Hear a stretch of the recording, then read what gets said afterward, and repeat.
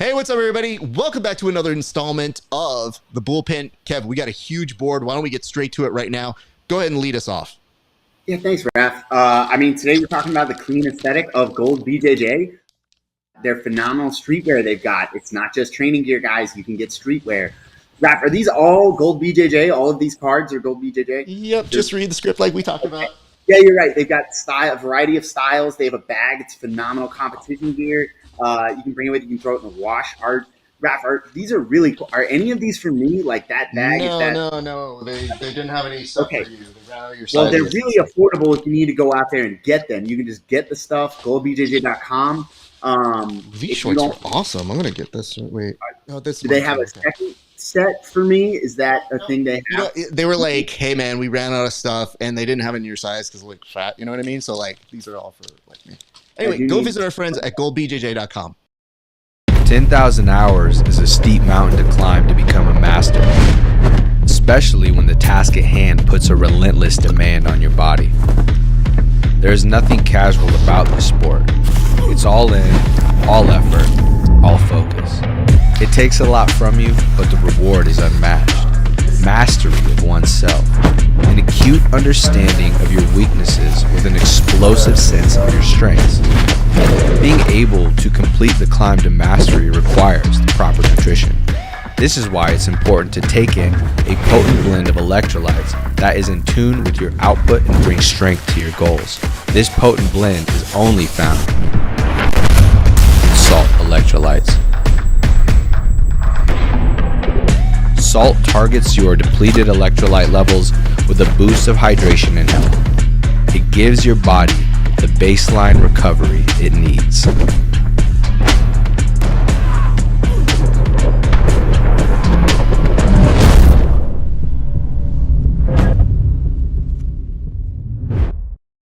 Elevate your BJJ game with inverted gear, where pandas and performance meet. Whether you train in a gi or prefer no gi, we have something for you. Our gear is built to last and designed to perform no flashy extras, just high-quality craftsmanship and minimal design. Plus, pandas. Don't miss our back-to-school sale going on now. Visit www.invertijar.com and roll with confidence panda style.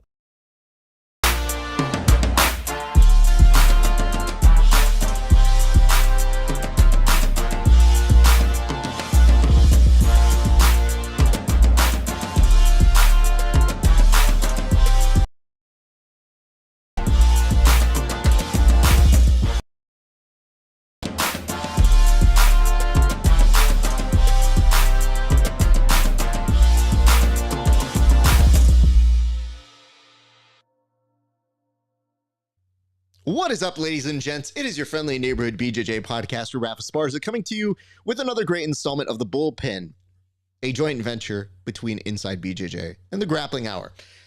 We definitely had some joint ventures this week. We're gonna have another joint venture on Sunday at 2:30 Best Coast time.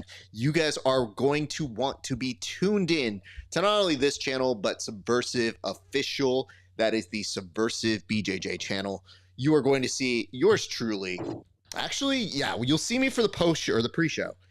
And then once the show starts, you probably won't see me at all. But I'm there and I'm working behind the scenes. But we're going to start off with a pre-show and then we'll kick it into some great jiu-jitsu and combat jiu-jitsu action and even some team combat jiu-jitsu action. So there's that. All right, let's get straight to it. It is a late night here. Now, normally you see our stuff during the day. Now, you have to be asking yourself, Raf, why would you do this late? And the answer is very simple. Tim's going to be on a flight tomorrow. Kevin is God knows where. But let's find out what's happening with Tim. Tim, how are you, sir? I'm doing fantastic. We're on late tonight because we learned from Floyd, the great Floyd Money Mayweather, hard work and dedication, baby. Let's go. It doesn't matter day or night. We got news and we got to bust it. We got to get in front of the camera and get our shine on. So here we are, man, just like old times. It is just like old times. And yes, it does get weird doing the show when But our third companion is out there doing the Lord's work. He might call in. He's kind of important this week. Tim, what exactly is handsome Kevin Sherrill doing right now? So he's not flying a plane, even though he is a pilot, and he can. He has, but he's not. Apparently, he had a late night bat phone emergency call, and one of his training partners needed a cornerman for the UFC coming up here this weekend. The one and only Cody Durden, and our boy jumped on a plane and got a first-class ticket. So we found out. Was the weirdest thing you would ever tell this group of individuals. Like, nobody here when we got together a few weeks ago flew first class at all. But this dude made it sure that we know. He was like, yeah, something happened, and I was in first class. And I go, was that relevant to the story? Not relevant at all either, by the way. Particularly. No, I don't think so. No. But Tim, okay, so he's not here. He's cornering, but he might call in. That's kind of where we left it. Yeah. And we kind of wanted to absolve him of his responsibility. So Tim and I are going to press forward. Now, granted, this just goes to show you how crazy the week has been, is that we had it originally planned that we were going to do this on Friday afternoon, and then lo and behold, shit happens. And Tim has a flight. And I'm driving down to San Diego, and I'll be picking him up once I get there. So it's going to be a fun time. It's just, we wanted to make sure to get one quick episode in for those of you. And maybe some of you are going to wake up tomorrow and see these. But I do notice there are a handful of our regulars who have shown up here in the chat. And it says, wow, a lay night edition. Yeah. Yeah, correct. It is lay night. I worked in lay night programming, by the way, when I worked for NBC. It also sounds vaguely, I think with the way you put it, it has the emphasis on being Borat-ish. Late night. Are you having a late night here? Yeah. And I do see this from Michael Libby. Nobody's going to make you feel bad about this, sir, but it says, if it's usually this late, I apologize for my outburst. You're okay. What is his outburst was late night show. I think that's within the realm of just normal courtesy. That's okay. Absolutely. And it says, rumor has it he makes up for it with this spa days. Sure. And this one's not even his fault, though he might have lost some new gear, and that might be his fault. TBD on that one. Tim, we should probably get to the board, but is there anything I'm missing before we make that transition? Shout out real quick to Salt. If you use the discount code Bullpen15 at checkout, you'll save 15%. So don't forget to do that. Other than that, I think we're good to go, man. We got a lot of cool stuff coming up. I know some of you guys saw the commercials, but these people pay the bills. So give us a second here. Look at this. There's some gelato water. I'm going down to San Diego. These guys dropped off 10 cases to me, and I have already gone through 3 of them. And I've been gone for a week. So difficult to do. Shout out to our friends over at Gold BJJ, Salt Electrolytes, which you did. Thank you for that, Tim. Using the code Bullpen15 will get you a percentage off. I'm just going to guess it's 15, Tim? Yes, absolutely. You are correct, sir. Thank you. We also want to give a shout out to Inverted Gear and Future Kimonos. We will be getting in contact with the winners. We're going to put up a post for that. And we appreciate you guys. Thank you so much for supporting our show. All right, let's get straight to the board. Tim, let's do it. A few things to kind of preface here. So it's already at the end. Let's go straight up to the beginning. So it turns out the highly anticipated match between KADE Ruotolo and Mikey Musumeci is actually off. It's very sad.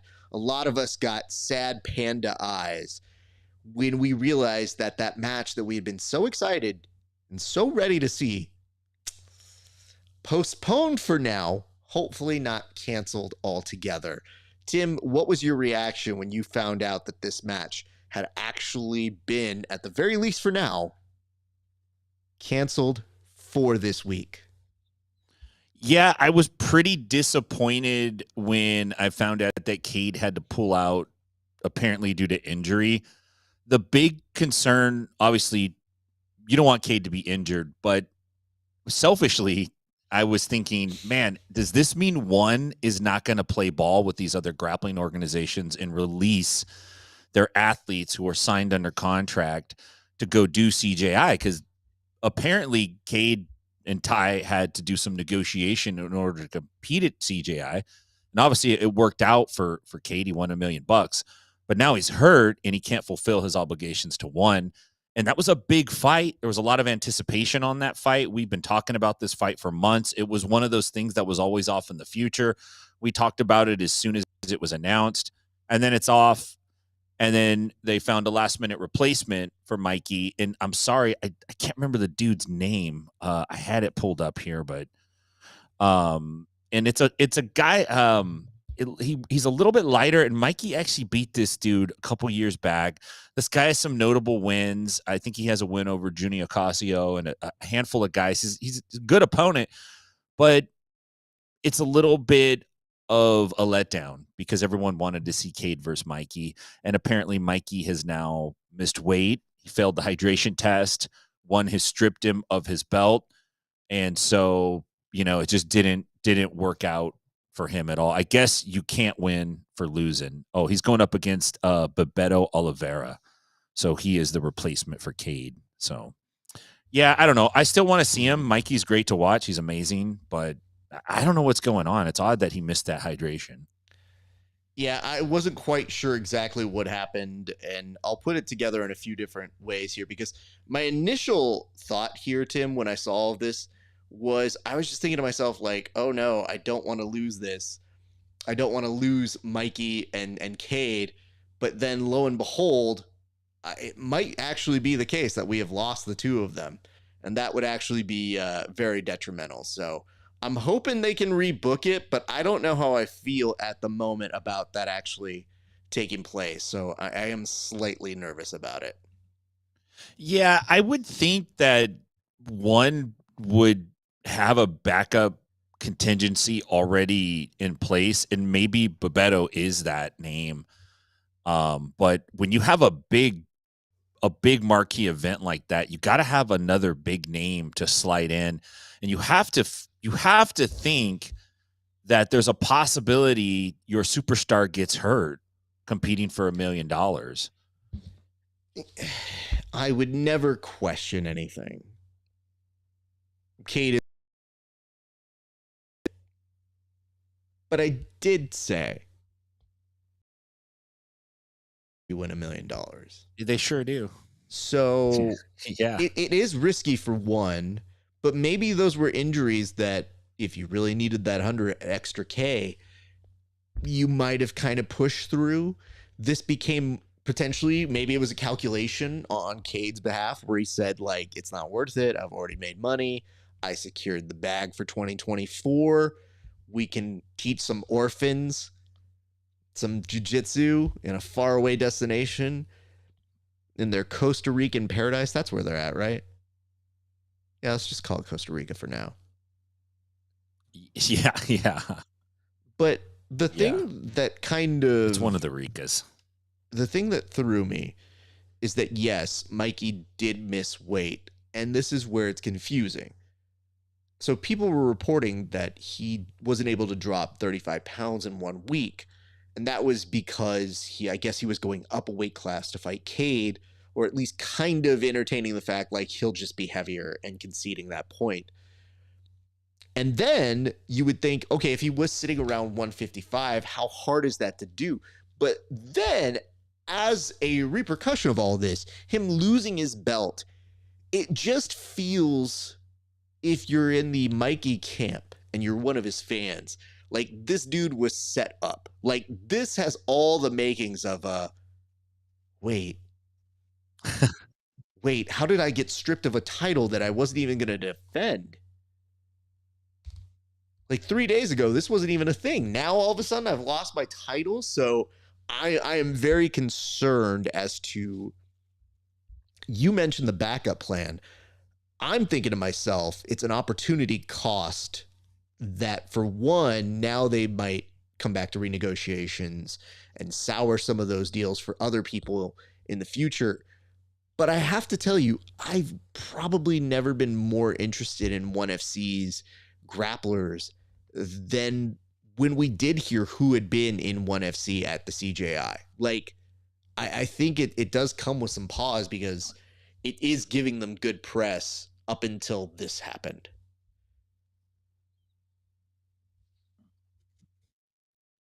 Yeah, I think you're right. I think that allowing those guys to kind of cross train is good for the promotion, but it's just if it hampers your own plans, then it becomes a problem. And one of the things KADE said is that he and his brother are making upwards of $100,000 per match in one already. So, you know, I that's not bad money. But I think you're right. I think things change when you get a big payday. So we'll see what happens. I hope my internet catches up here, man. I went back into the freaking cyber fog. You did go down a little bit. Hopefully we'll be able to do that. Otherwise, I'm just going to have to blow up my face, which, you know, is what it is. You guys will be doing that. I see it says mic problem. Thanks for that. I think it might actually be, let me just double check here, but I think we should be otherwise okay. It might be a sync issue, not a mic problem. So, from what I see, Tim say something real quick, and let me just double check here. Okay. Yeah. Oh, okay. I think I know what's going on. It might actually be the communication. Yes, I am here. Okay. So let's actually go to our second topic while we figure this out. It may just be the communication of that microphone to the Instagram live folks. So if you're watching on there, it might be slightly delayed. So my apologies on that. So you mentioned this in the little thing that we put together, a little rundown sheet. You mentioned that Mikey had an interview with a certain somebody, and that certain somebody is one of the GOATs. What did Mighty Mouse and Mikey talk about that got to be this week, Tim?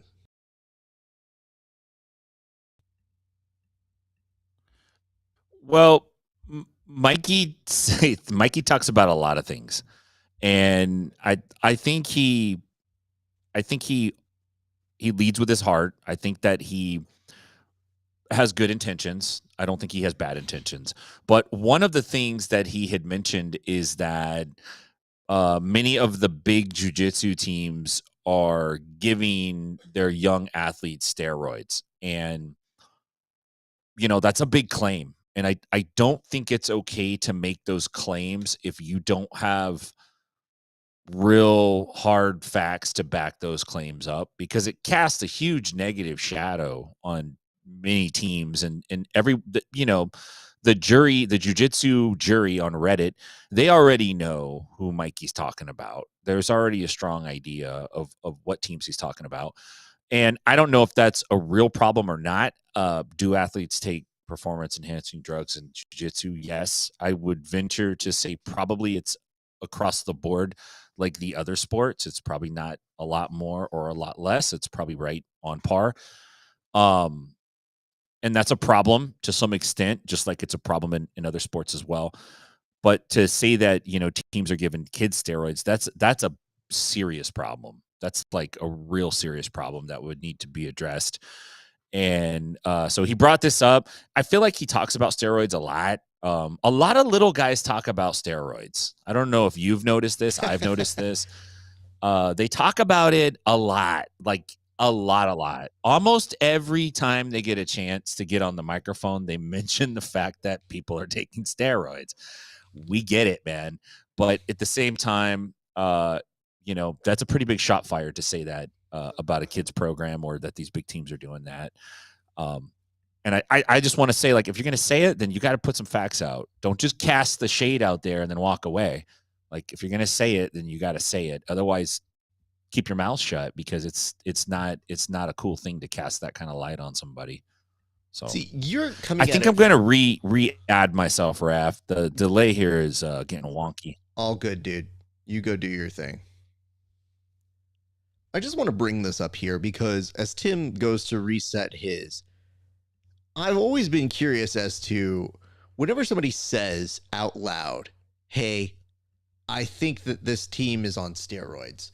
and then you don't give any of the information, or you don't make any of the claims, and then all of a sudden it just becomes that dude's on steroids. Then we just kind of circle around it for years. So Tim is speaking from a pure stand-up guy, like do the right thing sort of mentality. I'm speaking from the dirtbag name names. This interview is going to suck unless you name names. If you don't name names, as an interviewer, I get real bored. And you do see a lot of people preview stuff whenever they're doing a show, if you would. And I can't wait to be that famous where I can say the following words, which is, oh, I wish I could talk about it.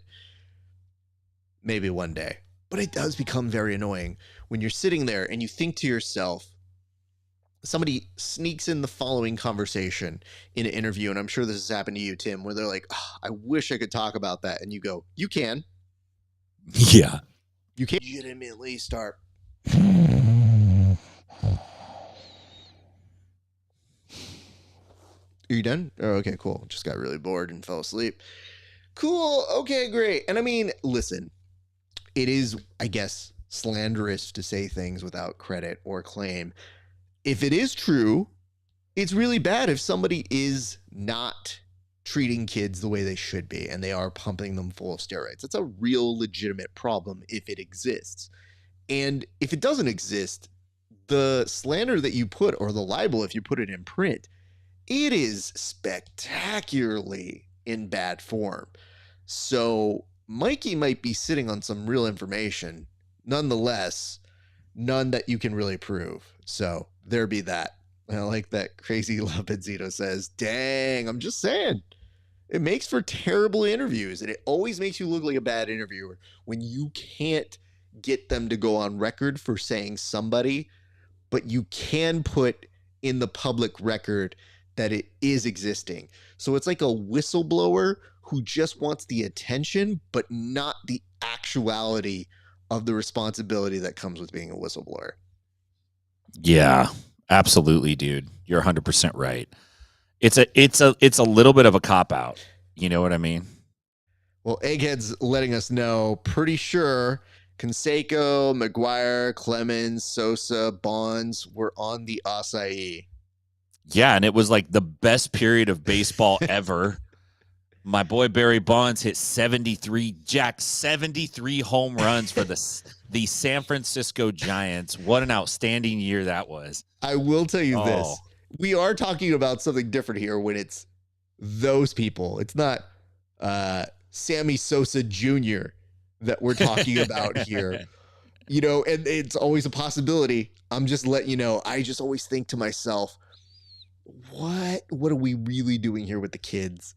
And it says, no, don't make this real. See, you're trying to come up with the litigation of this. And it says, I get you want to say the kids' names, but you better have provided the info to the local district authority's office. Again, that's where that whole Craig Jones video and making that bet thing got real weird real quick, where you think to yourself, you know, if you have a video like that, you should probably do something with it. Yeah. Yeah. This doesn't need to be a loser goes to jail stipulation match. You could literally bypass all of that and just be like, hey, this dude did some bad shit if he did it. And that's a hard thing to prove unless maybe they got the goods. But I don't want to go into that. We'll go into our next one, which is this, Tim. I mean, do we have any more on that? Is that the whole thing? Because that was my whole summarization of that topic was. Yeah, pretty much. My whole thing was, I like Mikey. I feel he feels passionately about steroids. And I want to say that we're probably on the same side in terms of outrage for it.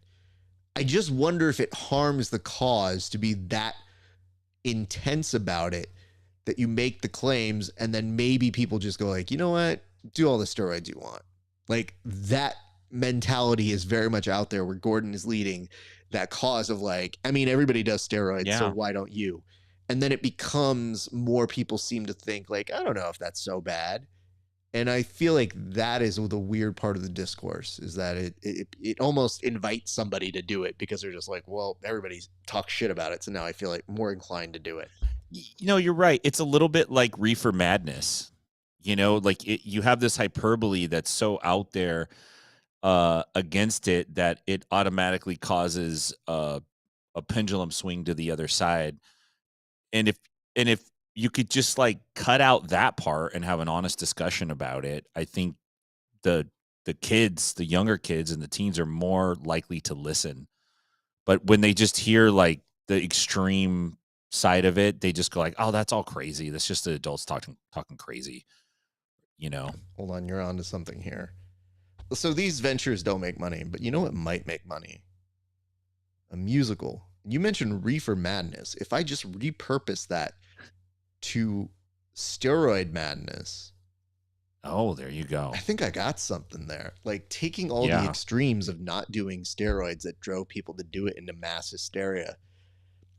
And I think you just basically repurpose it and be like, not gonna steroid today. And like, see what you can make of it. And then, you know, really put on that like, you know, Gordon Ryan's not a bad person, but let's change his name.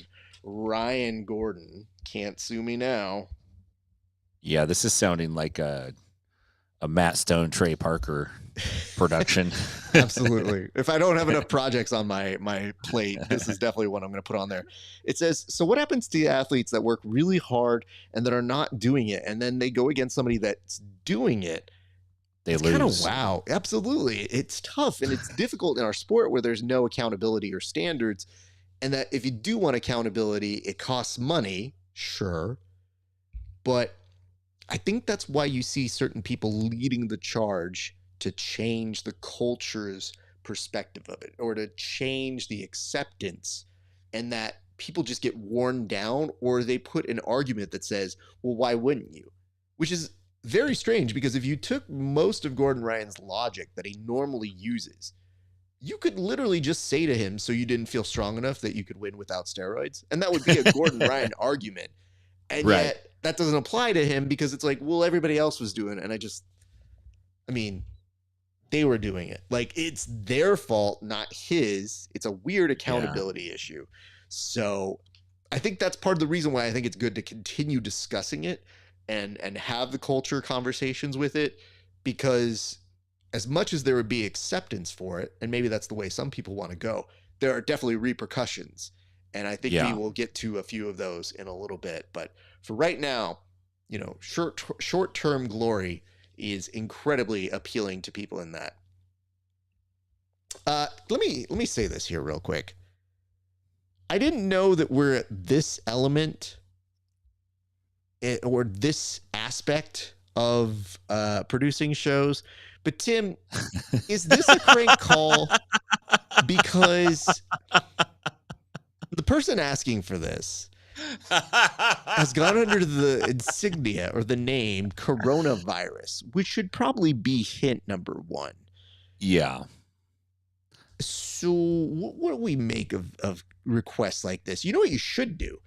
I think I have supers now turned on. If you guys want to pay the super rates, then maybe we can talk. And what I mean by supers is you give me money and then maybe I play your game here and we do the thing. So yeah, he's asking a couple of guys that basically cut their teeth watching The Simpsons. You know, it's like, you're not gonna slip that one in. I want to be like, listen, I'll be very clear. You can take that shit that I do and use it if you pay the super price. It's not hard. You pay the money. It's a nice $10 feature. I'll say your dumb Mo Sislak line should you need it. Let's go to our next topic here, Tim, which is this. You put up something that was interesting to me, and let's go back one. And it says, I'll give you $20 to say it. Ooh. Well, you better wet better the clash. beak of that Venmo then. Let's go. When we hear the ding ding. When I see it come over, pop up on the side, we will talk about it. But good Lord. Gotta love that one. Hey, Egghead, thank you for sticking around. We appreciate it. It says, got to get up early and drive to LAX to fly out to see the man-child's football game. Does he know you're going on internet television and referring to him as a man-child? The man-child. It says, bummed I won't see y'all, but only 2 seasons left of man-child football, by the way, is worse.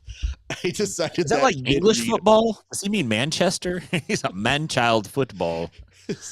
My son plays for Man-Child Football Club. I have to say, you know what ends up happening in my brain? My brain does autocorrect as it reads sometimes.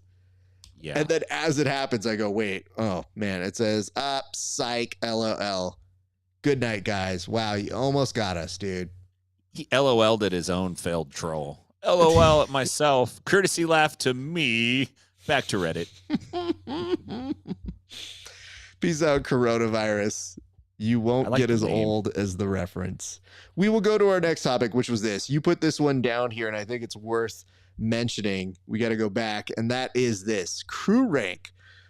So it would appear that there was some altercations that happened on the streets. Tim, the streets are your neck of the woods. So I would like for you to tell us what exactly happened, and why are we suddenly seeing a Diaz brother involved yet again, sir? Apparently there was a nightclub incident. The video is out there. I thought about using that for the fight video, but it wasn't as funny as we would like it to be. Apparently, I'm not sure how the conversation went. I'm really curious to know what words were exchanged, but the bouncer at the nightclub, and this guy doesn't look particularly large, like your stereotypical big giant bouncer dude. This more looks like a doorman kind of guy. Got into some kind of skerfuffle with Nate Diaz, which is just like, out of all the snakes in the jungle, why would you go messing with that particular one? You know, it's got the warning signs all over it. And this dude looked like he threw some hands at Nate, to be honest. He must have been feeling himself. And it got hushed down pretty quick. Nate's crew was actually very much into the what the hell are you doing? Chill out. So I don't know exactly what the specifics are, but it got me thinking about crews. Like there's these MMA and these wrestling and grappling crews, but which ones would you want to be with you in a real street fight? Because these melees break out from time to time. And the Diaz brothers, they're perennial all-stars. They're always on the list. They've been public fighting is like a public team for over a decade now. You know, they like throwing shoes, fighting with people in the back of the back of the auditorium that you can't even see. They're masters at it. But who else is out there? We know that Jorge Masvidal's got a crew. You know, they're more into like the sneak attack style thing. So I was hoping we get some feedback on that. And it got me thinking, Raf, and I think I have the crew. I do. Okay. I was thinking this is the crew that I want. I want Chuck Liddell and and John Hackleman. And I'll tell you why. I've thought about it. You need someone who could fight on a dance floor. And I think Chuck Liddell's that guy. Okay. He can punch going backwards. He can punch under the influence of Zions energy drinks. He can fist bump and go Wonder Twin with John Hackleman. You know, and they could take the place out. They got Tito Ortiz, what was for a time part of the pit crew. You could have him running through with the half Mexican, half American flag back and forth, like your flag bearer through the battle of the nightclub. I think that's the crew you want. I think Chuck could basically take out 20 dudes. Hackleman can run interference, and Tito can basically just cut back and forth, streaking through the crowd, man. Yeah. That's a solid idea. So I looked at your prompt and it got me thinking as well, because I was like, well, that's pretty good. But if I'm going to put a group together, because I didn't know that was it. I thought it was actually family, so it was taking me longer. And instead I came up with the people I wouldn't want on my team. Like what families I wouldn't want. And I was like, definitely not the Tates. Definitely not the Pauls. Because they're not getting into it. They're getting their people involved. The Tates are probably going to abduct the smallest girl that's there. I mean, there's a lot of stuff that could happen. But then once you put the like assemble your crew thing, I thought, oh, there's a way to do this. So first, I'm actually going to start with Kurt Angle. Actual gold medalist, excellent wrestler, one of the most entertaining. And that might make you think to yourself, oh man, I don't know if I want to include this dude who did pro wrestling. in this melee. One, won a medal, a gold one, broken freaking neck. Number 2, have you seen Perk Angle? Perk Angle is perhaps the John Wick of this generation. When that dude was on Percocets, all of us looked and thought, this doesn't look good. I think that this guy's probably on some perks, but I don't think I want to say it out loud. And when all of us saw him jump off of the Jumbotron area and do a somersault onto Abyss, and then he just landed, said, yeah, and everybody goes, oh, that dude's not okay in the head right now. So Perk Angle is on my list. Number 2, you need a pawn, so make it Sean Strickland. Now, I'm not saying he's going to beat the shit out of anybody. He might, I mean, if these are civilians. But I feel like what you do is you send him out there, and it's really not even his fighting that's going to get people to really just give up. It's going to be him giving you a hot take that he would have done in his car. It's like, you know, the thing about, like, gays, they do this, and everybody's like, God, I don't want to talk to this dude anymore. So then they run off and they do that. Now, this is where things get weird, because the third member here, I feel like you need a good anchor for a team. And originally I was going to say like an Anderson Silva, a good throwback, but even he's going to be like, oh, no, it's fine. No, it's fine. You robbed me. It's fine. And it could be GSP, but GSP is too much of a good human being. He'd probably help you load the truck if you were robbing him. Nah, I think you need somebody like a Fedor. You get Fedor in there because you either get like old contract killer Fedor, or you get this dude that's looking at you like, why you rob me? Don't rob me. Fedor give you a hug. You go, no, no. But that's why he's the GOAT. So yeah, you got to give him that. And then if you are trying to infiltrate a prison, that's when you get John Jones because he has experience. So I feel like that's how you connect some of those great crime fighting families in the world. When you mentioned super like crew rank, I legitimately spent time thinking of families, and it made me think. I was like, am I putting the Millers on here? Am I putting the Florians on here? Like, how am I doing this? So I misread the that Florian. It's Kenny and Keith. Absolutely. Come on, Kenny. Kenny does the fighting and Keith does the screaming from the side. And then I thought, like, oh, if we're including twins, is it the Anik brothers? So that it's a decoy John Anik that's telling you about what's coming up next. So I definitely put some thought into it. It got a little weird, but we press on. Oh, that was good. You had a great thing here, speaking of pro wrestling, and I wasn't expecting this to be put on the list, but Psycho Sid unfortunately passed away recently, and you put up this great prompt. He was one of the most entertaining heels in the 90s. He was always involved in the title hunt, and I have to tell you this, Tim. My perspective on Sid. I hated him so much as a kid. Like, it bugged me that he would beat up even Shawn Michaels, who was not my guy. Bret Hart was my guy. But when he would show up and just powerbomb somebody, it was a good powerbomb, by the way. But when he would show up and just do that, I would be like, this dude's stressing me out, and I hate this guy. And as you grow up, you realize, oh, no, that meant he was very good at his job. That I got so invested as a kid that I was like, fuck this dude. Don't come to the ring. You weren't invited out here, sir. You need to go back there. And then you would think to yourself, you're like, I bet he's a dick back there. Nah, not the case. Actually, it was very well received, very popular back there. So there is that. But yes, I was very, it was something to hear that. And I was very entertained to see him be in the WWE for. So my apologies from this. It would appear that you guys only hear me on the broadcast, and that may be something that I am able to fix here in a second. But Tim, why did you put down giving a little bit of the shout out to somebody who is, this much of an old school pro, like somebody who is beloved in the community? Well, I have a big heart for pro wrestling. I love pro wrestling. I've always been a big pro wrestling fan. I think that pro wrestling has a direct relationship to mixed martial arts and grappling in general. In Japan, it's pretty well respected and known. It's not like anything for their guys to go back and forth. And we're starting to see that in the United States a lot more. But for a long time, it was kind of like wrestling was the side of the family that quit going to the family church, and so the rest of the family didn't talk to the pro wrestling side, like as if it wasn't, connected in any way.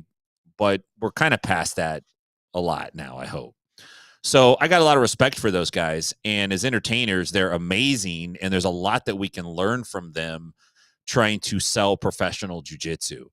And I think we have to hold them in that regard instead of putting it down like they're just a bunch of morons and it's all fake fighting and all that stuff. You have to see the promotional theatrical value of what they're doing.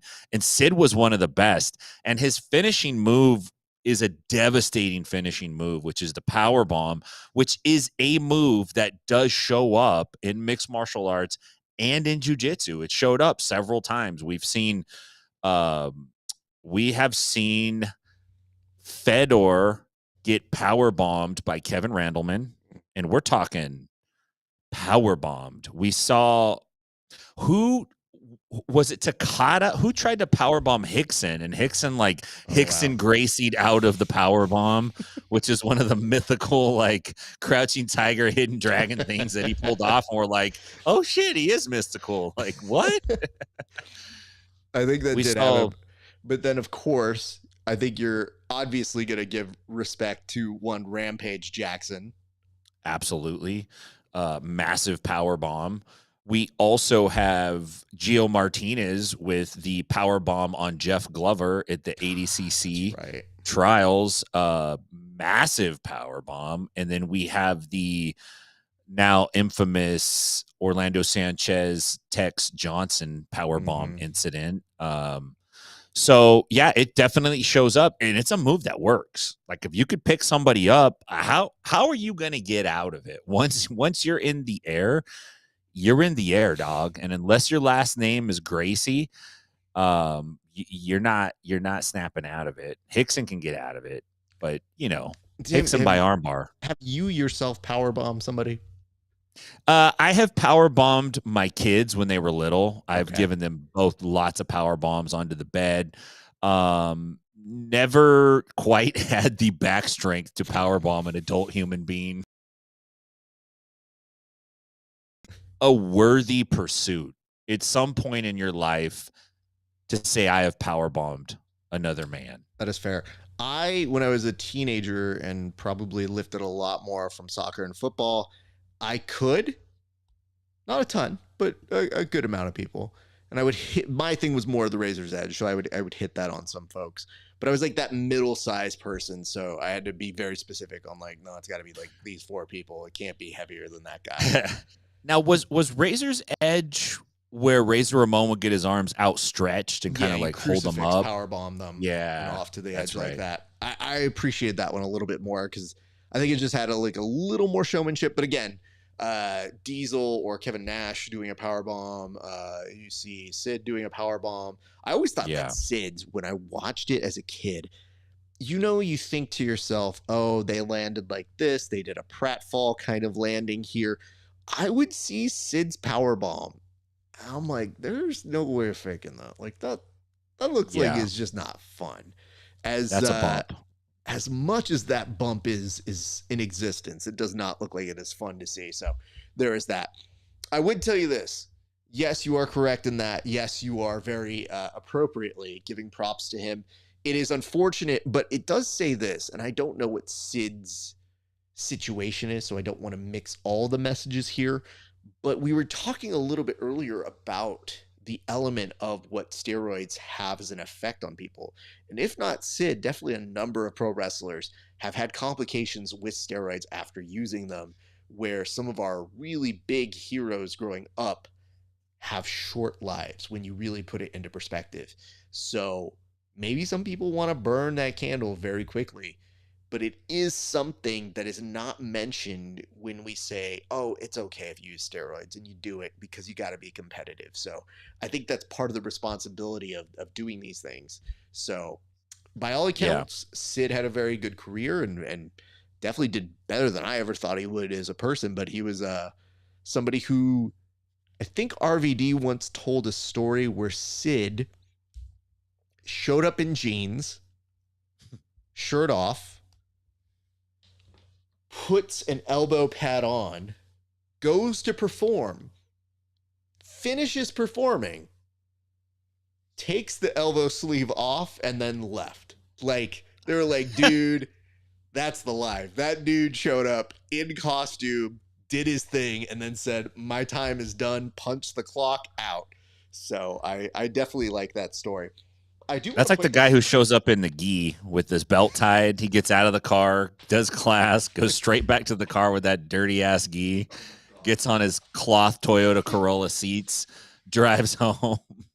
So I wanted to point this out because I don't know how long somebody is going to be in here, but I'm not sure if somebody saw this in the comment section, and we're going to put up a post with all these, so it'll definitely be seen. But at the very end of our show for our ADCC week, you may recall that there was a raffle, and I'm not sure if somebody in our viewing got to see this, but for the plus 80 CJI portion of our drawing, maybe that name might kind of jog the memory. So just in case anybody might be there, no big deal. Just wanted to take a moment, give a shout out. Details will follow and come, and we will put up a post for everybody. I do realize it is a very blurry, but yes, in case now I'm looking at it on the Instagram for whatever reason, it's incredibly blurry there. But yes, a Doreen McLean did win one of our prizes, the #1 fan. Oh my goodness, absolutely the #1 fan.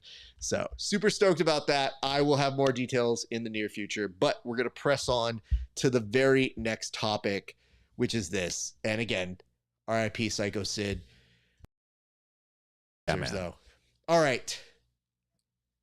I think that you put this prompt up with the possibility that somebody might be here. And yes, we are alarmingly short on that person. So with the shot clock, I'm going to put up something here to see if we can get him within that time. So the shot clock isn't, hey, here are our thoughts. The real essence of this shot clock is, will he show up in time? I'm letting him know 3 minutes of your 3:05 remaining. And we'll see if Kevin will show up. Because here's the thing. Kevin is being a good coach. He is being an incredible person and going to coach on short notice. That does mean he's not able to be here when we are doing the show, even though he wanted to be here. So we are seeing if this is something that we are able to pull off, because the unfortunate aspect of this is he is helping with a weight cut, and we don't want to take away from somebody needing that who does fight for the UFC. So there is that. But I guess I should ask you this question here, Tim. What does a grappling coach do in a UFC fight? You know, it's interesting. I've never cornered anyone in the UFC. I've cornered a few guys in MMA fights, and as the grappling coach, I just give grappling advice. Obviously, most guys that are grappling and cornering fighters know something about fighting. If they haven't fought themselves, they're pretty actively engulfed in it. So there's lots of good advice that could come out of it. But, you know, I was really interested in in the UFC and that experience, when you go in there and you're the grappling coach, does the fighter tell you, does he give you a role and say, look, this is the kind of information that I want from you? Or does the head coach go, look, I'm going to talk for 45 seconds and then you get 8 seconds or whatever? I don't know. But it seems like the corners that are organized, they function a lot better. The fighter gets clear instructions. Fighting's really chaotic already. And that 1 minute break they have it's like a respite from madness, but they know that they got 5 more minutes of madness waiting ahead of them. And to be able to clearly like give them feedback that's useful that they could digest and then turn around and implement, that's a very difficult skill to master. And if you got 3 cornermen, and sometimes you see thirsty cornermen, you see these guys that are like, they're just waiting for the other dude to shut up so they could say this is what you all kick his ass, dude. Like, they got to like say their bit. That's not good. That's not helpful to a fighter. So I was really interested in what Kevin's perspective would be, or if he had a specific role. I would think that would be the role. I do have some good news for you. We were able to locate Kevin Sherrill. He made it in time. So here, reporting live, a little sweaty it would appear, Kevin Sherrill. Kevin, how are you doing, sir? Yeah, man, I'm doing good. Are you guys getting the audio? We are getting the audio. Are you getting us, sir? Perfect. Yeah, we just got back from the shower. So we just got back. Cody's on weight. Dude, nice. KADE pulling out his... That's not even the topic. Hold on. I had to switch the boards. Yes, that's a huge one. I like the idea of making you do it all in 3 minutes to catch up to where we are. A whole board. So, this question was actually made specific to you. That's why I texted, because I was like, oh, if there's anybody here who can answer this question, it's not me, it's not Tim, it's you. So I should ask this. What happens when you are a coach for somebody who fights in the UFC? What does that entail, sir? Honestly, it's a lot of, I'd say in MMA in general, it's a ton of like knowing your role, playing your position. I think a lot of grappling coaches don't really adapt well, and wrestling coaches and striking coaches don't really adapt well to the corner, because you have to work with the other experts in the corner and you have to work with the expert in the cage. It's really tricky to work with like elite athletes that are masters of their craft and like are going to be better than you at some things. A few years ago, Steve Kerr got coach of the year. He was coaching the Golden State Warriors on a loaded super team, and he got coach of the year, and people were very upset about that. They were like, man, anybody can coach that team. These guys are all great at basketball. And that very much so misses the point. There was I think it was Charles Barkley, but it might have been Shaq, it might have been Kenny, who said these people don't really understand the role of a professional coach when you're coaching world-class athletes. Your job is not to develop them necessarily. Your job is to help them continue to do what they already do at the highest level, to continue to develop themselves. They got here because of who they are. They've earned the confidence. They've earned the expertise. Your job is being the guy on the sidelines who has an outside perspective, and to clear their path, man. Like, carry their books to school, like bring them water, whatever. Sometimes you gotta, sometimes you gotta listen, do the grunt work, do this stuff, bring them a coffee. Sometimes you gotta like get in their ear and be like, hey man, you're being a bitch right now, you need to nut up. But for the most part, what you're doing is just making this guy's life easier, and making his life easier and removing all the bullshit obstacles from the path. I mean, Cody's cutting weight and we're just tucking the towels in on the sides so that it's warm. He's like, hey man, can you wipe I don't want to get sweat in my eyes. Can you wipe that stuff off? Like, that's the glamorous job of a grappling coach in the UFC. If you guys ever, you guys ever want to try it out, just wipe his brow a little bit, give him a Jolly Rancher every now and then. Grappling coach. It's solid stuff there. I would tell you, I don't think that what you were quoting came from Shaq, because there were too many adverbs there. So I'm inclined to think that's not necessarily from him. I do find it fascinating, because whenever people say like, hey, will you corner me? Normally you have some heads up. Your heads up time was almost non-existent. When did you get the call, and how did it come together this quickly? Yeah, Cody accepted the fight Tuesday midday and was like, I'm going out there without a corner. He posted that tweet, I'm going out there without a corner, just me and my wife, fuck it, we ball, or something like that. And I'm not on social media right now super much. I'm trying to stay off it. Just get on there to post and do the professional thing, and then just ignore all my DMs and go home. And Reese, Baby Goose, saw Cody was going out there without a corner, called the front desk at Lima while I was coaching. And the front desk came up to me and said, "Hey, bro," Jason at the front desk goes, "Hey, man, Reese just called. He said to pick up your phone." And I grabbed my phone, checked the text, and went, "Oh, shit." Everything in there. He was like, "Hey, man, Cody doesn't have a corner. The other guys at ATT Lima can't go out. They got families. Douglas Lima is fighting for Bellator this weekend. They all have other obligations. Here's Cody's contact info. Hit him up." I hit up Cody. He said, "You can come out? Sick. I'll talk to my team." They bought me flights for the very next morning.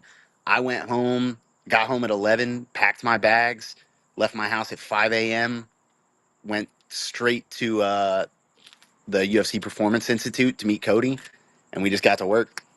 I was doing tape study on the way. It was wild. I found it so fascinating that when you told us he was going to, you were going to corner him, I looked at that tweet and I thought, there's different ways we can say that Kevin is involved in things, but I'm like, I've definitely said some jokes about Kevin, but none that was like, I'm not having any coaches. I'm just going out there and doing it. And I'm like, just me, nobody else. Like, he's gonna crop the photo after the photo with our arms around him. It's me and Carl Williams in the corner, and he's just gonna crop the photo to just him. Like, Yeah. It is. He's gonna crop your finger out of the picture when you're wiping the sweat off of his brow. I'm gonna be handing him the coffee, and you're just gonna see my hand, like a water, Cody. Those are handsome hands. There's also a very important question here to get an answer to, but did you find your missing item, sir? No. Oh my God. Yeah. Yeah, for those of y'all that don't know, I got a brand new iPad for my time on the show to have a little better hardware to deal with. Brought it with me to do tape study, tucked it in a little side cubby, went to sleep, woke up, rushed off the plane to go meet Cody, and was like, I got to the spot, pulled out my tablet to show him some stuff for the tape study, and went, "Oh, I know exactly where it is." Dang. Hopefully Delta will get it back to me, man. Listen, so you haven't heard anything back, you don't know anything, it's just... I filed a claim and they have not got back to me. I I'm like, this was my seat, this was my flight, this is the serial number, this is everything. Well, you might find it. We'll see. I think what's saving me is Cody's sponsors flew me first class. So I think if I was like one of the peasant folk, they might not put much effort into it. They're like, "Oh, first class. Mr. Sherrill, of course we'll get that iPad for you." Do you understand Mr. Sherrill, the flex you hit when you said, "I flew first class," when I knew this man did not fly first class a couple weeks ago when I was in charge? So I had a moment where I said, he deserves this one. And then you lost your iPad, and I go, well, he doesn't deserve that. That seems unfair. I'm not accustomed to the lifestyle. They've got like little cubby holes and stuff that I was unaware of. It got lost in all the leg room. The nooks and crannies of first class befuddled me. I handed it to the butler me, and he still is holding that iPad to this day. I want to point this out. There's nothing funnier to me than you're the maybe most recent case of somebody having a butler bring up a phone message to them in this day and age. Like, no one gets that service anymore like you did when somebody goes, "Sir, there's a call for you up front." This was you being like, "Sir, they request your coaching. Please answer your phone." And you're like, "Wait, who is this?" "Oh, would you like me to come coach?" "Oh, I would do that. Why, thank you, sir." Like, it would sound like the fakest call in the world to me on the other My end of this. services are required as I answer the phone with my pinky out. UFC, you say? I'll You're check holding the my phone schedule. Well, Kevin, let's figure this out. how long do we have you? Are you done now? Do we need to send you back into the ether? Because I did make a bet here on the show that we could get you on in the 3 minutes and 5 seconds we normally give people to respond, and you did make it. So like now I'm not angry, and that makes me very happy. So do we have to rush you back, or do you have a second? Yeah, I gotta go back. Right, get I out of here. stopped by I stopped by Baby Goose's spot to grab some stuff, and then we gotta go back to the hotel, do a little more. Cody's weight's good. He's on Okay. weight, but we got some recovery stuff. We got to set him up for. They got early morning weigh-ins, and all our ducks got to be in a row for his recovery. Let me point this out to you. If anything goes wrong, it's not his fault. I don't know any of those other people. I know you. Yeah, Do coach. not fuck this up, coach. When he knocks this guy out, I'm gonna say I taught him that. I was like, yeah, that's the combo I called for, bro. That was me. Y'all didn't know? That was the right call to pull guard here, Kev. You're right. What if he heel hooks him? Oh my god. You need to film yourself just calling out like every possible combination, and then you could just like replay it and be like, "Look, I was just docking right here." Yeah, bro. I have my UFC kit already, so I'm just gonna go put in a black backdrop, little green screen, and just every call I could make. It was a wrong choice to give you that fight kit because it's gonna end up in so many TikTok videos in the near future. Kevin, it's all I'm coaching in for the next week. Oh my god, Kev. So here's the last question I have for you. Are we seeing you Sunday for our pre-show there, or am I finding a new Kevin? Because I'm not gonna lie, on the other side of Tim, there was his producer for Inside BJJ, and he almost got the call up today. Well, I literally don't have flights back yet, so I think so. I think you'll see me, but Wade was the sponsor. Was like, let's get you out there. We'll worry about that shit later. So I think if Cody wins, I'm gonna get to go home. I think if he loses, I live out here now. Well, let's get you out of here. I'll be in touch with you. Kevin, we appreciate you. Thank you for making time for us. And good work as always, sir. Hell yeah, man. Good to see you guys. See you, buddy. Peace. I can't believe we pulled that off. That was awesome. Doing things. Who would have ever thought? All right. So you responded to something. We got the inside knowledge on that, which means we can advance the board, and we are rounding third here. But there's a few things that I think are important to know. Oh, you know what? He would have stayed for the fight. That's what I had to fucking lead with. If I had told him I was like, the next segment's the fight, that motherfucker would have been like, oh, I was just kidding. I didn't have to go. So, Tim, here we go.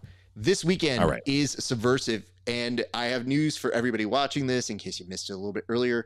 Not only I, myself, RAF ESPARZA will be there, but my good friend here, Tim Freeman, will be there, and he will be one of your official commentators. So we wanted to start off this segment by asking, what are we most excited about for Subversive this weekend? Tim, I'll start with you. And mind you, we're going to preview a lot of stuff on Sunday before the show, as we are the official pre-show to Subversive. But just off the top of your head, what are you most excited about for this Sunday's big show, sir?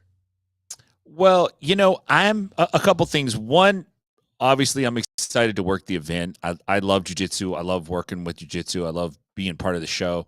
So I know that's going to be a great time. I'm super duper looking forward to that aspect of it. Outside of that, I'm really looking forward to seeing more combat jiu-jitsu show up at these events. I think it has a really big part of what we're doing with grappling in terms of keeping it honest as a martial art and keeping the positional hierarchy in place with the fact that you could get open palm striked pretty damn hard. And those palm developed over the years. We've seen it from the very first instances of combat jiu-jitsu to now. People have really adapted, and they have some pretty cool stuff they're doing. It's a very, very exciting format to watch. So I'm really looking forward to seeing that live and being part of that. And I think it's a cool thing that Subversive is showcasing that. So, outside of that, I'm looking forward to working with you again, man. It's going to be great. get to be back in sunny San Diego, get out of the South for a couple days, sneak out, sneak right back again. So it's fun, dude. I'm glad to see it, and it'll be fun to join forces, form the Voltron, etc., etc. Yeah. But, you know, the thing that I am most excited about is this one is going to be free 99, meaning if you guys wanted to see this one, it's not a man, that'd be cool to see. This is you just go to the Subversive official page. It will be broadcasting live and on demand for you guys there. So that makes me super excited. And yes, as I mentioned, I'll be behind the scenes doing some stuff, pulling some hair out, and hopefully not punching other people, because that is always a concern when I'm behind the scenes. But very excited, and Tim is You're going to to do a great job, dude. Oh, thank you, sir. You don't talk enough about the awesome job that you do, but I can talk about it. You know, like, Ref, you're fucking producing the show. It's awesome. That's a big deal. And you don't toot your own horn enough, so I'm going to toot it for you. Nice. You're going to kill it.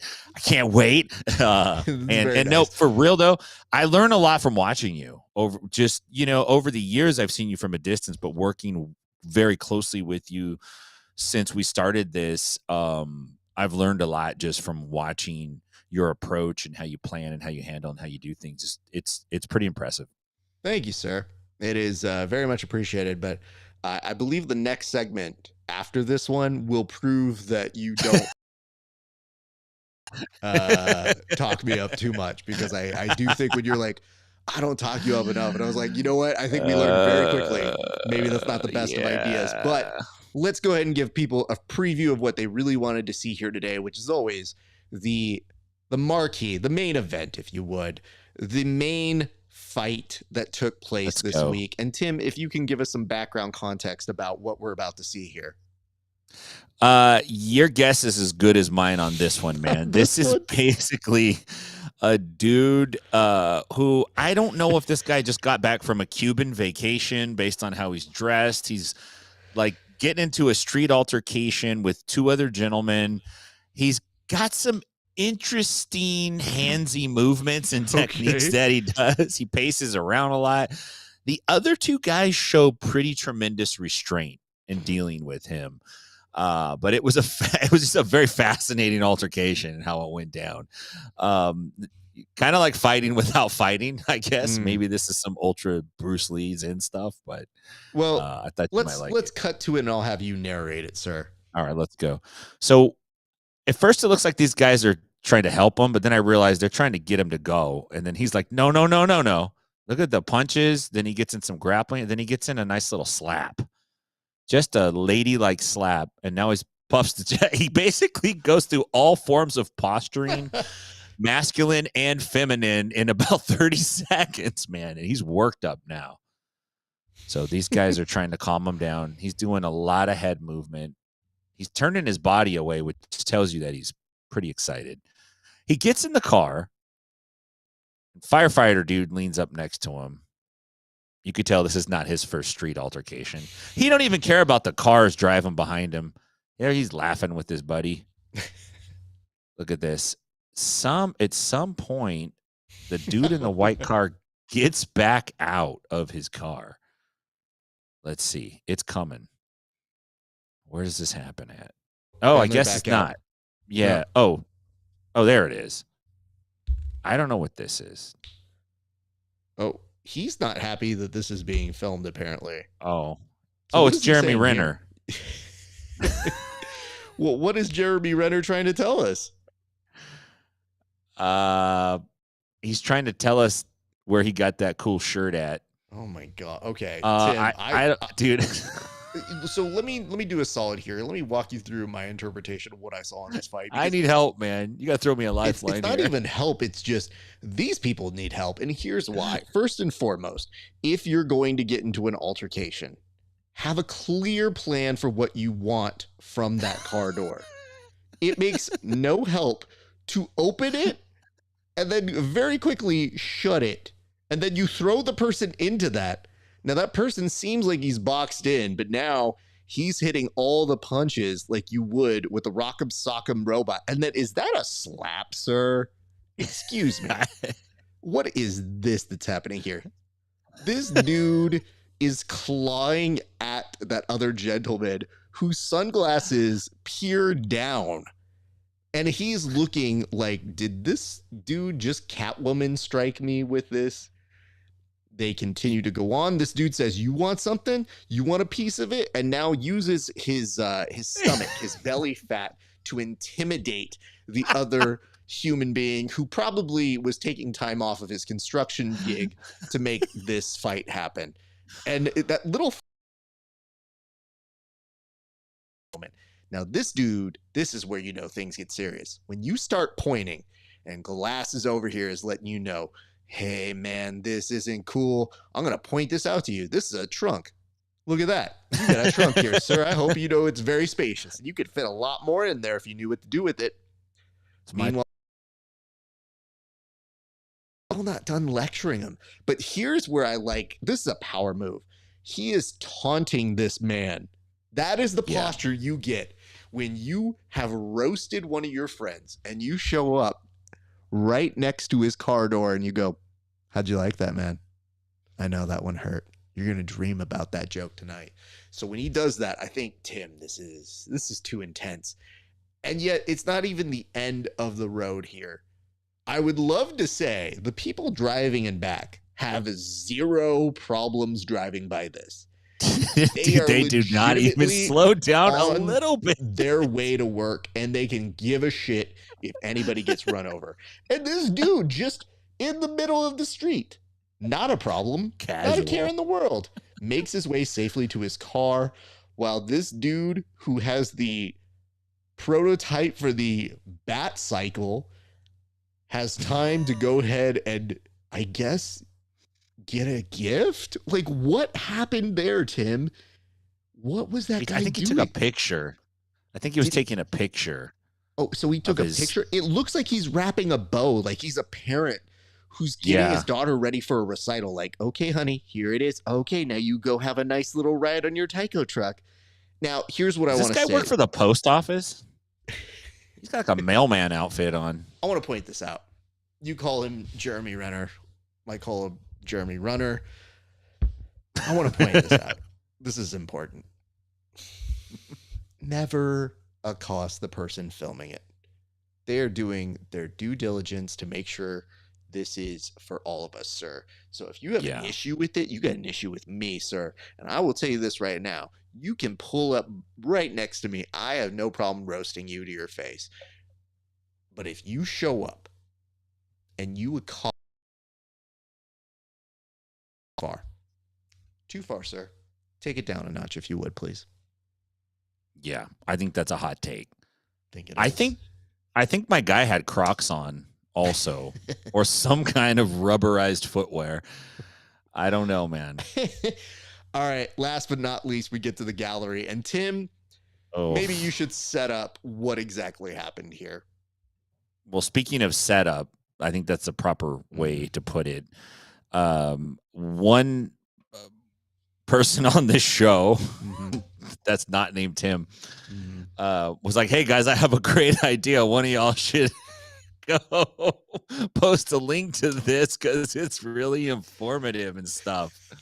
And I'm like, yeah, I'll go do it. Why not? So I went to Reddit and I posted a link that was the number segment from our last show. And it actually has some very, very highly curated information that's hard to get.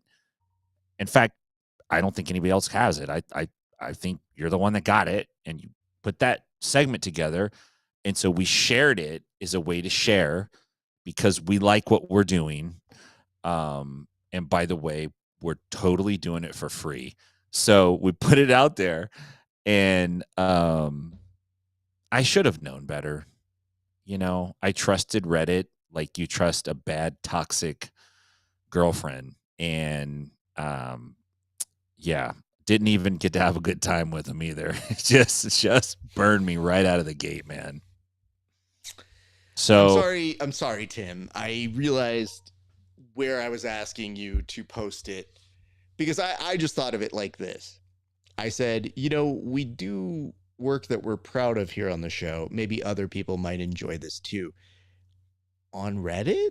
And that's where I was wrong, because the assumption is, oh, maybe these people would like a discourse on something that I find fascinating, and we'll see if maybe we can join together. And even worse, I put up the numbers segment the week before, and people liked that. And I thought, well, maybe they'll like the new updated version, because I know if I reported one thing and I found new information, you should share that information. And I thought that's what we were doing here. The internet was very quick to remind us they have very fast ways of turning anything into shit salad. Now, I should point this out before I start this segment. There was somebody in there that was telling us that what we got was feedback. And I went back and I did my earnestness to try to ascertain what we could learn from any of these comments. And I have to tell you, the education level, very low. The trash talking level, lower than that. But the absurd angriness that exists for something that is free, priceless. Let's take a look at what some of these people were saying. And it should be just to me, but instead it was really more directed at Tim. So the first comment we have here is from Pure Ground Control, and it says, mystery person doesn't have to keep giving up millions. And this is a response. This is a good one. It's basically saying like, hey, these ratings were good. Maybe it means that they don't have to rely on somebody else to make it happen. And it says, I believe Craig said that they already have broke even in an interview. Maybe it was Nicky Rod, that they will just reinvest into next year's and make even more profit because the sponsors will pay more. So I think he's quoting Nicky Rod, who was on the Simple Man podcast, and seemed to allude the fact that they made back their money from Craig Jones Invitational #1. That would be really, really cool if that was the case. We don't know that. But I think later in the post, they said, hey, even Craig is saying like, I don't know, man. I don't even know the numbers yet. How is he supposed to know that? So I don't know if Craig said it. I don't know any of those things. But I can tell you this. It's probably a little early to figure out where the money is or isn't in this sport, except if you are Durable Leaf. Who says, I'm not convinced viewership to be great for future events since the novelty will have worn off. And it's not like they can hype this thing up as well year after year. The fact is, you show most people a competitive BJJ match and they have no interest. Do you have any data on similar things that were wildly popular for their first event and then how they did for later events? So really what you're asking me for in this question is, do you have data that shows something else failed? Which I don't know is like my main MO. Like, it's not necessarily what I'm bringing into the table here, which is actually, yes, there's some people who just had their dreams crushed and this went to shit salad real quick. And womp womp. In this particular case, if the constructive criticism is, sure, maybe it might be hard to replicate those things. In my findings, I said, I think it's probably going to be 25% less of a tune-in factor for the next CJI unless they get distribution from a major network, which I think they're trying to do. So it does go back to my sort of self-defeatist nature that I was saying maybe we shouldn't have. Like, let's acknowledge it was a very good first event and try to build upon it, as opposed to being like, I don't know, I don't think this thing's going to work. Yeah, and that jackass on the thread goes, can you give me another segment on some more data that I want while I complain about the one you just gave me? Go off, segment boy. Create a segment for me. 13 minutes or more, please. It's like... It's just very funny because I did my best to make the data as concise as possible, but it does come with caveats. Like, you do want to make sure people understand exactly what you're presenting. So when you get some people who maybe are a little bit more succinct and to the point, this one is oddly hilarious to me as well. And it says, I believe some of the numbers they're putting up, but I disagree with the conclusions. Mark Z, meaning who he believes is the anonymous sponsor, never going to recoup a profit off of tournaments like that, but I hope he keeps trying. You know, I think the weird part is, when you say you disagree with some numbers, it tells me that as you're watching it, looked at the analysis and go, I don't think that number's true. Yeah, like you have a number in mind. That's No. not the number I had in mind. Yeah. Nah, that one's okay. That one looks fake. Like, to me, I'm like, bro, I believe you, I get it. But if you look at the raw data, it is at least that many people tuned in, which is very, very impressive. Another point that keeps getting missed, and I think Craig did this on purpose to avoid this.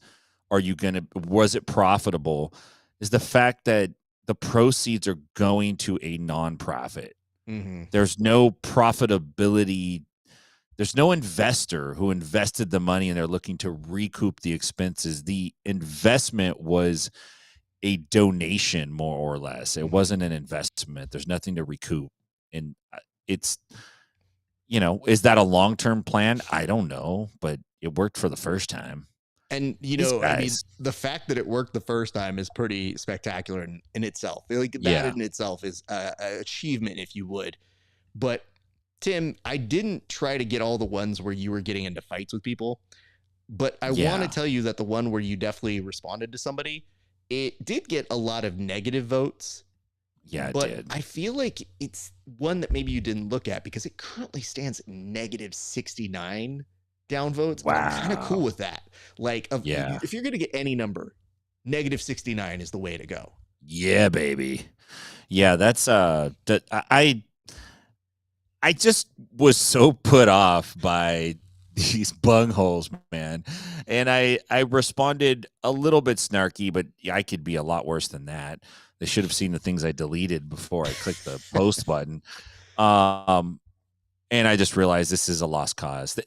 Posting on Reddit is basically a humanitarian effort. And you just have to view it like that. You're like, I can't save them all. I might get to one. Let me ask you this. Is there a humanitarian effort in this, which says, someone please give me the numbers. I'm not watching this video on principle. 13 minutes, LOL. Okay.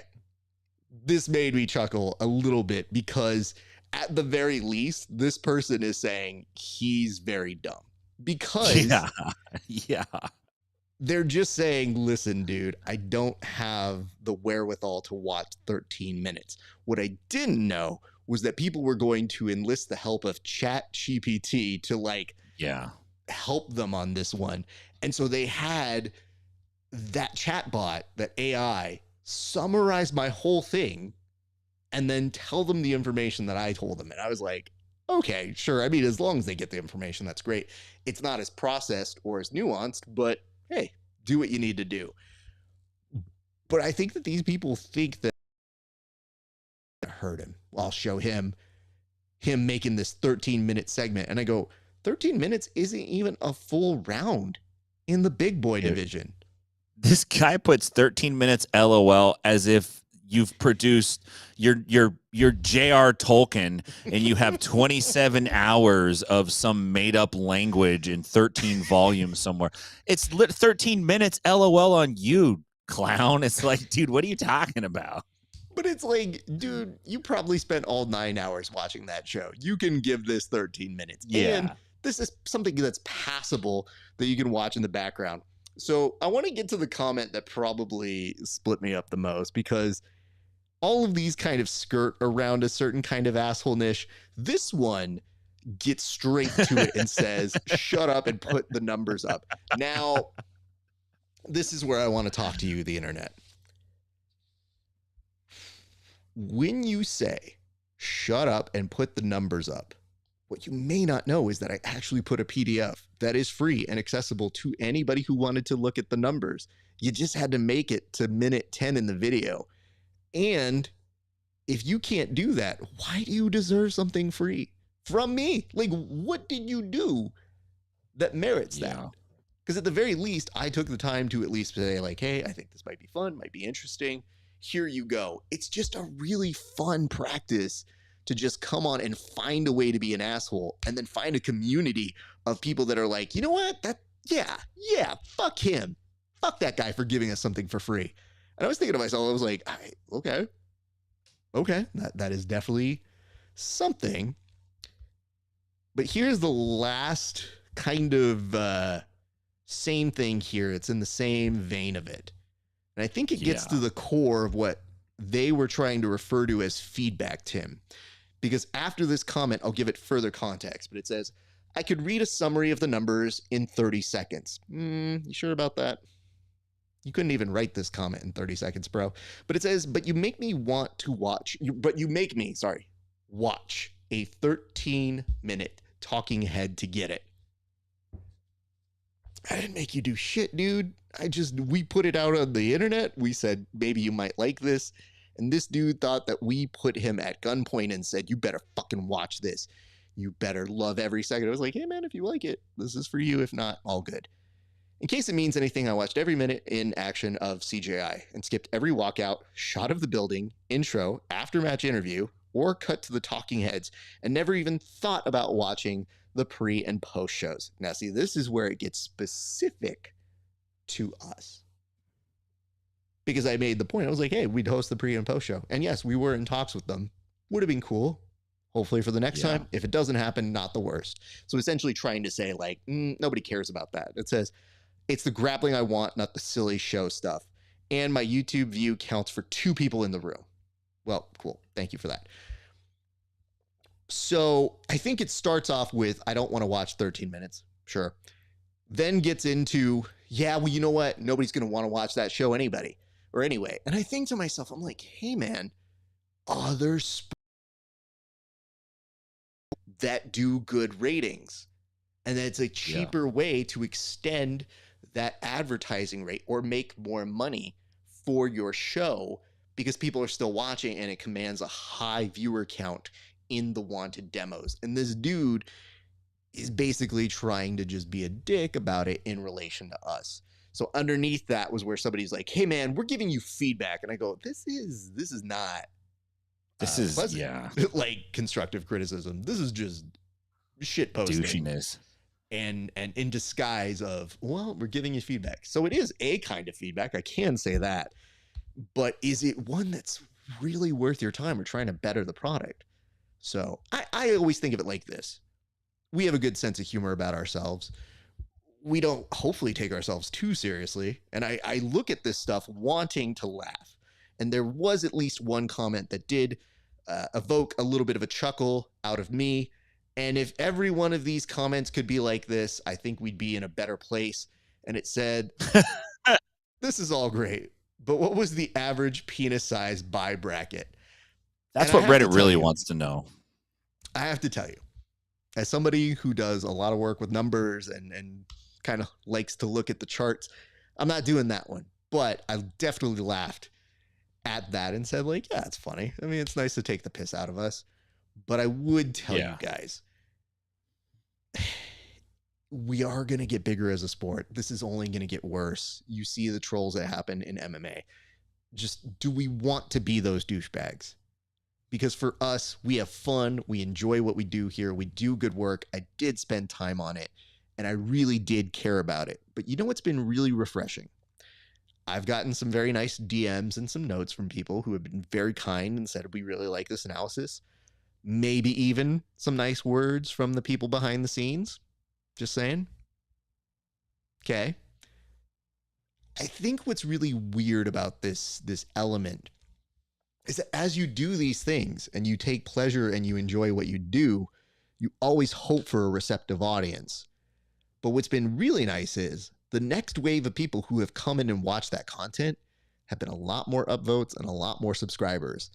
And I got to tell you, it always seems like the first wave of people are kind of the mean ones and the assholes. But the next wave tends to be pretty nice and say like, hey, I kind of like this. And I will tell you this, because I look at numbers, I did notice the average length watched of that video started to crawl up from the normals. Nice. So when you say things like nobody would be interested in this, it does look like we are starting to grow our audience. And that's what we're really trying to do. So we hope you like those segments, but we will tell you if it is really out of pocket and shitty, we will bring it on the air. And if you're trying to do this to see if we'll pull it on the air, it may not always work that way, but it's our hope to be a fun kind of show. Not necessarily an asshole-ish kind of show, but if you meet us on the wrong day, we can be those assholes and way worse than you guys. So, just saying. Yeah. Anyway. I got to run, buddy. I'm going to have to jump off. Go do your thing. Tell the people where they can find you, and I will close this up for us, sir. Inside BJJ, all your favorite social media platforms, InsideBJJ.com, Patreon.com/InsideBJJ. Check me out at Subversive. I can't wait to see you this weekend, Raf. It's going to be a great time, dude. Sounds good, brother. Text me tomorrow when you're about to head on out, and we'll coordinate all of our stuff, dude. Yes, sir. I'll see you tomorrow, bud. See you tomorrow, man. Later. Bye. All right, that's going to do it for Tim. Let's wrap this up for the rest of you guys and just say the following. Thank you so much for watching along with us here tonight. It has been a fantastic day. We appreciate you guys. As a reminder, you will see both myself and Tim at Subversive. We will be the official pre-show, so look out for that here on this page, as well as the Subversive official at approximately 2 p.m. on Sunday, and that will be promptly followed by Subversive number 11. So it's going to be really fun, and it's been a while since we've been together, but it is going to be on the YouTube of that page for free. You do not have to pay for this one. We want you guys to look at it. We want you to see some awesome grapplers, and we're very excited about the show that we are going to present for you guys. So get excited about that. And last couple reminders here, you guys, before we start calling it a night. Like, comment, subscribe. We got haters now. That's how you know we're making it. And if you got haters, you need the lovers. You need the appreciators to give us those likes, those comments, those subscribes. Because I got to tell you this, the beautiful part about being a numbers guy is when you guys showed up and those people are trying to hate on it, it's a 9-to-1 ratio that we're beating them on. So for every one hater, currently, 9 appreciators. And I feel like as those numbers go up, it's going to continue to go on and on. But we love you guys for all of your support, all of your love. It does mean a lot to us. So look out for that. And ladies and gents, I think that is going to do it for us here at the Grappling Hour, here at the Bullpen, here at Inside BJJ. We got much love and respect. We'll see you in a couple days. And if we don't see you on Sunday for that pre-show, then hey, come back and join us next week when we recap what took place at Subversive Jiu-Jitsu. On behalf of the crew, it's been a great day for grappling. We'll see you back on the mats.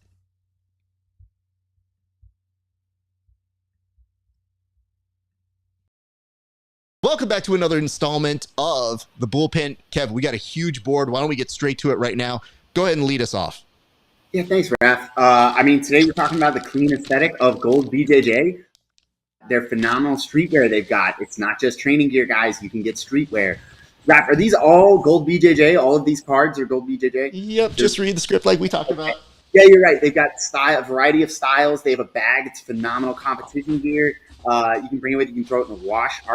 Raf, these are really cool. Are any of these for me? Like that bag? No. They didn't have any stuff for you. They ran out of your well, they're sizes. really affordable if you need to go out there and get them. You can just get the stuff, goldbjj.com. These shorts are awesome. I'm going to get this. Wait.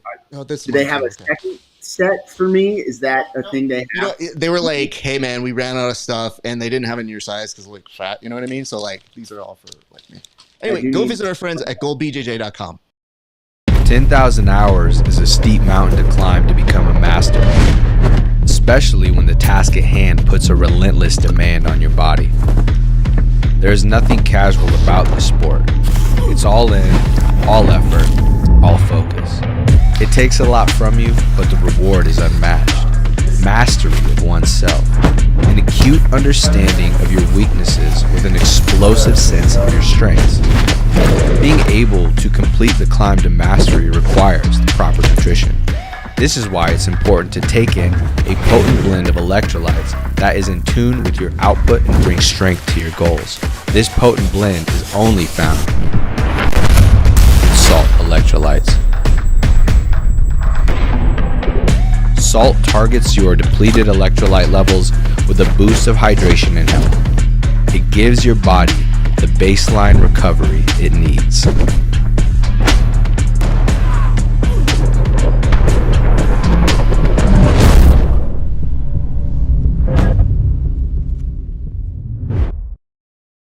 Elevate your BJJ game with inverted gear, where pandas and performance meet. Whether you train in a gi or prefer no gi, we have something for you. Our gear is built to last and designed to perform no flashy extras, just high-quality craftsmanship and minimal design. Plus, pandas. Don't miss our back-to-school sale going on now. Visit www.invertijar.com and roll with confidence panda style.